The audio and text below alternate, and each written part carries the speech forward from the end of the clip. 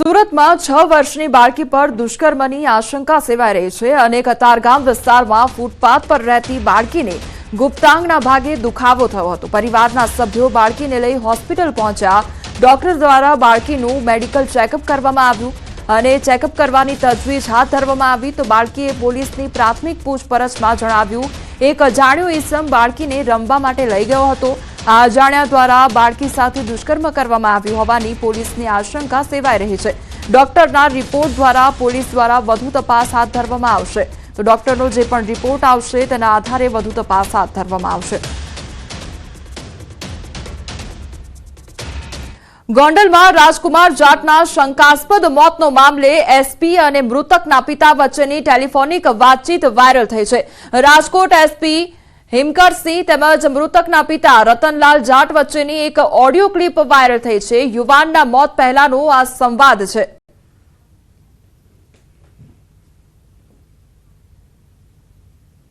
किसी ने मार दिया ऐसा बिल्कुल नहीं है, ये आपको ध्यान पे लाना सर मैंने वो जो भी घटना घटी वो मैंने रियल बताया सर, वो रियल उसके साथ ऐसा हुआ था तभी मतलब ऐसा हुआ। उसमें आप फुटेज आप मतलब आपने फुटेज देखा होगा, मतलब जो भी अंदर का फुटेज था जहाँ पर वो इतनी मारामारी 15 लोग एक साथ टूट पड़े, वो आपने फुटेज देखा कि नहीं देखा? वो फुटेज हमारे ध्यान पे नहीं आया है। वो फुटेज मेन चीज ही वही है सर, उसकी वजह से ही तो ये हुआ है। वो इतनी सारी चीजें आपने देख ली तो सर यही कम से कम आपने वो एक फुटेज देख लेते मेरा बेस। सुन लो आप, ये मैं आपको यही बताने की कोशिश कर रहा हूँ, आप दोनों चीजों को लिंक ना करें। आपका बेटा थोड़ा डिस्टर्ब है पहले से, आपके ध्यान पे लाने के लिए आप पिता है तो आपको पता होना चाहिए उस बात का।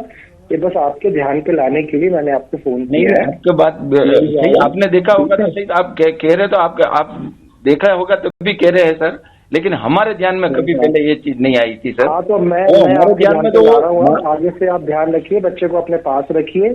आपका बच्चा आपके सानिध्य में रहेगा, सुरक्षित रहेगा। बच्चे को अपने से दूर मत करिएगा, बच्चे की मानसिक हालत ठीक नहीं है, ठीक है। और ये जो चल रहा है मानसिक हालत मतलब एकदम बिगड़ी ना सर, आप मतलब मार की वजह से बिगड़ी ना। आप मेरे को सही सलामत बच्चा एक बार मिल तो जाने दो सर, जो आप कहोगे वो सब कर लूंगा। ये 5 से 6 महीने से चल रहा है आपके बच्चे के साथ, यही आपको बताने की कोशिश कर रहा हूँ। आप समझ नहीं रहे अभी भी। 6 महीने से हमको क्यों हमारी बात हुई है, सुनिए आप जी जी, साधुओं से हमारी बात हुई है, जिनके साथ में बैठता है, जिनके साथ में जो करता है वो भी मैं आपको फोन पे क्या बताऊंगा, आप रूबरू मिलेंगे तो आपको मैं बताता हूँ। बट जो हमें पता चला है जिनके साथ में उसका उठना बैठना है वो सही लोग नहीं है और वो गलत रास्ते पे चलने वाले लोग हैं, क्योंकि उनको तो कुछ करना नहीं है अपने जीवन में। तो आपका बच्चा मंदिरों में ऐसे लोगों के साथ बैठता है। बस સમાચારોમાં આગળ વધીએ તે પહેલા રોકાઈશું એક બ્રેક માટે।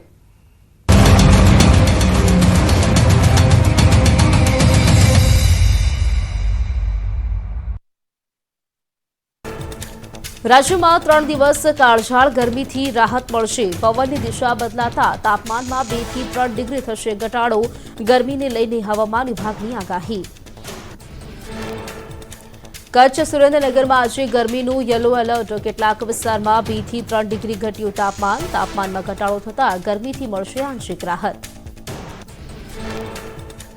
સુરતના સચિન વિસ્તારમાં સેજલનગરમાં રિક્ષામાં આવેલા બદમાશોએ 4 થી 5 લોકો પર ચપ્પુથી હુમલો કર્યો। હુમલો કરી રિક્ષામાં ભાગતા બદમાશો પર કરાયો પથ્થરમારો।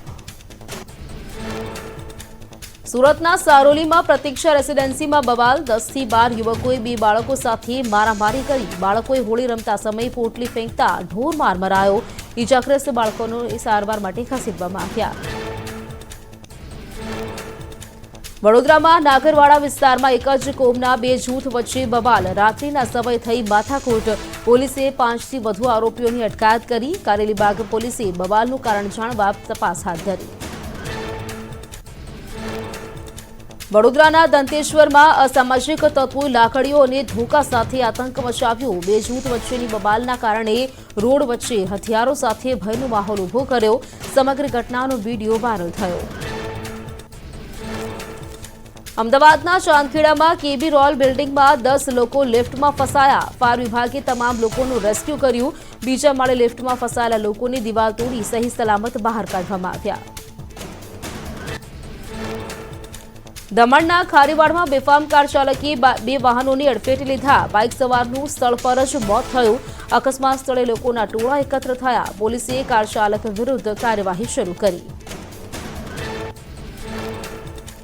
દેવદર્શને જઈ રહેલી શ્રદ્ધાળુઓની બસને ડાકોર નજીક અકસ્માત નડ્યો. ડ્રાઈવરે સ્ટીયરિંગ પરથી કાબુ ગુમાવતા બસ રોડની સાઈડમાં ઉતરી ગઈ. 3 થી 4 લોકો ઈજાગ્રસ્ત થયા. સુરતથી 48 મુસાફરો ખાનગી બસને દર્શન કરવા આવ્યા હતા ડાકોર. વડોદરામાં દારૂના નશામાં ધૂત કાર ચાલકે અકસ્માત સર્જ્યો. તાંતરજા વિસ્તારમાં અકસ્માત બાદનો વિડીયો વાયરલ થયો. કારમાંથી મળી દારૂની બોટલ. ચાલકને બોલવાનો પણ હોશ ન હોવાનો આરોપ. વડોદરામાં વધુ એક હિટ એન્ડ રનની ઘટના. બેલ કેનાલ રોડ પર કાર ચાલકે રાહદારીઓની અડફેટે લેતા 3 થી 4 લોકો ઈજાગ્રસ્ત.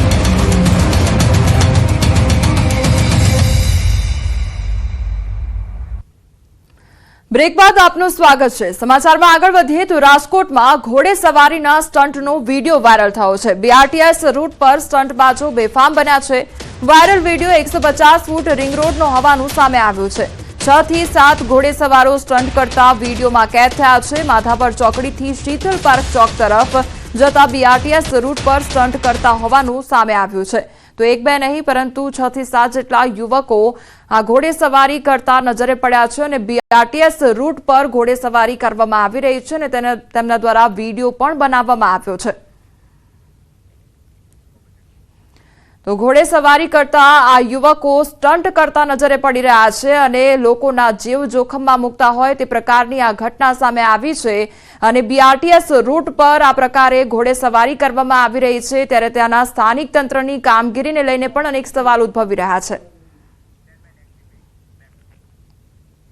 ગાંધીનગરમાં નબીરાઓ બેફામ બન્યા અને કારમાં જોખમી રીતે સ્ટન્ટ કર્યાનો વિડીયો વાયરલ થયો. વીઆઈપી રોડ પર કારમાં સ્ટન્ટ કરતા વિડીયો વાયરલ થયો છે. સોંગ સાથે કારમાં જોખમી રીતે સ્ટન્ટ કર્યા. કારમાં સ્ટન્ટ કરતા નબીરા પોલીસની ઝપેટે ચડ્યા અને પાટનગરની પોલીસનો જાણે કોઈ ડર જ ન હોય તેમ નબીરાઓ કારમાં જોખમી સ્ટન્ટ કરતા નજરે પડ્યા હતા. ત્યારે પોલીસે તેઓને ઝડપી લીધા હતા. કાર પર ઉપર બેસીને તેમના દ્વારા સ્ટન્ટ કરવામાં આવી રહ્યો હતો અને પોલીસના ઝાપટામાં આ જે નબીરાઓ છે તે આવ્યા હતા. પરંતુ સવાલ એ ઉદ્ભવી રહ્યો છે કે આખરે ટ્રેન્ડમાં આવવાની ચક્કરમાં ટ્રેન્ડમાં રહેવાના ચક્કરમાં આ જે યુવકો હોય છે તે વિડીયો બનાવતા હોય છે અને સ્ટન્ટ કરી લોકોના જીવ જોખમમાં મૂકતા હોય છે. રાજ્યમાં વધુ એક વખત નબીરાઓના સ્ટન્ટ જોવા મળી રહ્યા છે. આણંદના વિદ્યાનગરમાં નબીરાઓએ જોખમી સ્ટન્ટ કર્યા છે. નબીરાઓ દરવાજો ખુલ્લો રાખી કાર ચલાવતા જોવા મળ્યા. સ્ટન્ટ દ્વારા પોલીસને પડકાર આપી રહ્યા હોય તે પ્રકારની આ ઘટના જોવા મળી રહી છે. વડોદરાની ઘટનાના પડઘા હજુ શાંત નથી થયા. ત્યાં જ આણંદમાં સ્ટન્ટનો વિડીયો વાયરલ થતા પોલીસ તંત્ર પર અનેક સવાલો ઉઠી રહ્યા છે. તો સ્ટન્ટ કરતા આ યુવકો જોવા મળી રહ્યા છે અને જોખમી સ્ટન્ટ કરવામાં આવતા હોય છે. રાજકોટ, ગાંધીનગર તેમજ આણંદના એ દ્રશ્યો કે જ્યાં યુવકો દ્વારા સ્ટન્ટ કરવામાં આવી રહ્યા છે અને બસ એક ટ્રેન્ડમાં રહેવાના ચક્કરમાં લોકોના જીવ જોખમમાં મૂકવામાં આવતા હોય છે. રાજકોટમાં ઘોડે સવારી કરતા યુવકો નજરે પડ્યા તો ગાંધીનગરમાં કાર પર બેસીને સ્ટન્ટ કરવામાં આવ્યો. બીજી તરફ આણંદની એ ઘટના કે જ્યાં કારનો જે દરવાજો હતો તે ખુલ્લો રાખીને તેમના દ્વારા સ્ટન્ટ કરવામાં આવ્યો અને લોકોના જીવ જોખમમાં મૂકવામાં આવ્યા છે. વલસાડના ભાગલ ગામમાં પરંપરાગત રીતે બળદગાડા રેસ યોજાઈ હતી અને આજના યુગમાં પણ બળદનું મહત્વ સમજાવવા અને ખેડૂતોની સંસ્કૃતિ અને પરંપરાગતને જીવંત રાખવા માટેના પ્રયાસના ભાગરૂપે દર વર્ષે બળદગાડા રેસ યોજવામાં આવે છે. આ રેસમાં ભાગલ ગામના ખેડૂતોએ ભાગ લીધો હતો તેમજ આયોજકો દ્વારા સ્પર્ધકોને પ્રોત્સાહિત પણ કરવામાં આવ્યા હતા. ઉલ્લેખનીય છે કે આજના આધુનિક યુગમાં યુવાનો અને બાળકો મોબાઈલ અને ઇન્ટરનેટની દુનિયામાં વ્યસ્ત રહેતા હોય છે. તેથી આ રેસનું આયોજન કરી બાળકો અને યુવાનોમાં બળદગાડાનું મહત્વ સમજાવવાનો પ્રયાસ કરવામાં આવે છે.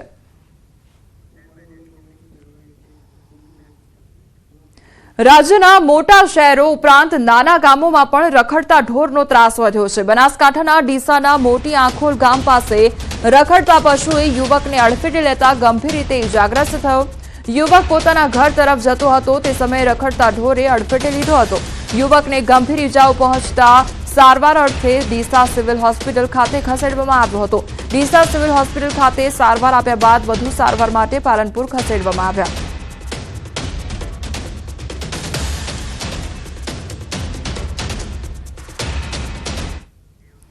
કોંગ્રેસ નેતા દિનશા પટેલે પીએમ મોદીના વખાણ કર્યા છે. તેમણે કહ્યું છે કે પીએમ મોદીએ જે કંઈ સારું કર્યું છે તેને અમે સ્વીકારીએ છીએ. સ્ટેચ્યુ ઓફ યુનિટીના નિર્માણમાં પીએમ મોદીના પ્રયાસો અંગે પણ તેમણે પીએમ મોદીનો આભાર માન્યો. પૂર્વ કેન્દ્રીય મંત્રી અને કોંગ્રેસ નેતા દિનશા પટેલે ઉમેર્યું કે પીએમ મોદી મારા મિત્ર છે અને મને સારી રીતે આદર પણ આપે છે તેવી વાત તેમના દ્વારા કરવામાં આવી છે.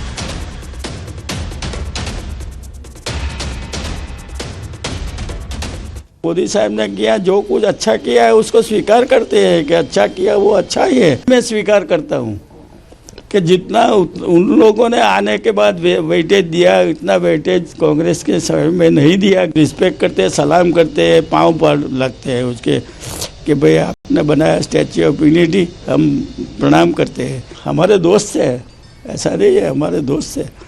मेरे साथ अच्छा संबंध रखते हैं, अच्छी बात करते हैं, अच्छे लफ्ज में मुझे बुलाते हैं, रिस्पेक्ट देते हैं. સુરતમાં મહિલાના મોતને લઈને ગામ લોકોનો વિરોધ કરવામાં આવી રહ્યો છે.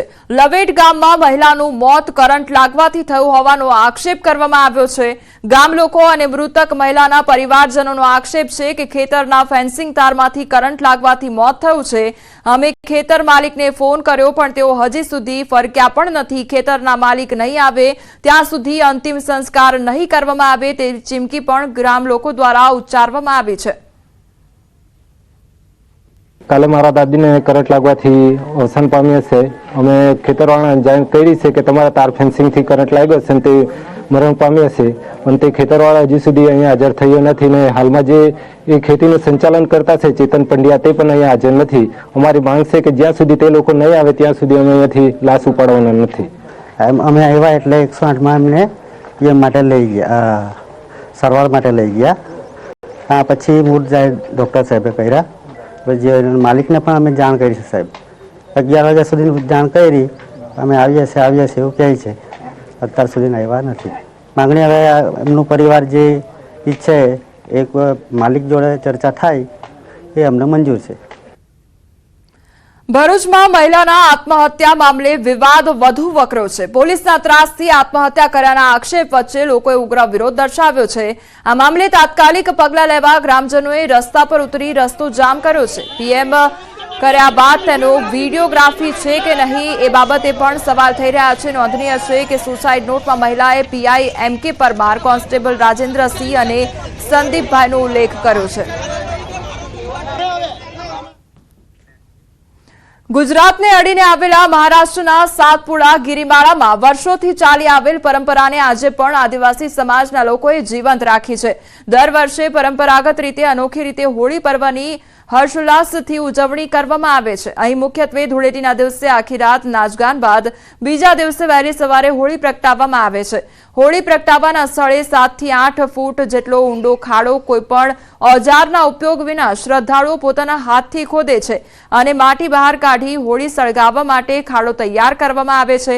80 કિલોમીટર દૂર જંગલમાંથી લાવવામાં આવેલા વાંસની પૂજા અર્ચના કર્યા બાદ વાંસની ખાડામાં ઊભો કરવામાં આવે છે, જ્યાં વહેલી સવારે હોળી પ્રગટાવ્યા બાદ સૌ છૂટા પડી ઘરે પરત ફરે છે. સાથે જ આદિવાસીઓની કુળદેવી યામોગી માતાનું વર્ષો જૂનું યામોગી માતાના મંદિરે શ્રદ્ધાળુઓ દર્શન કરી ધન્યતા અનુભવતા હોય છે.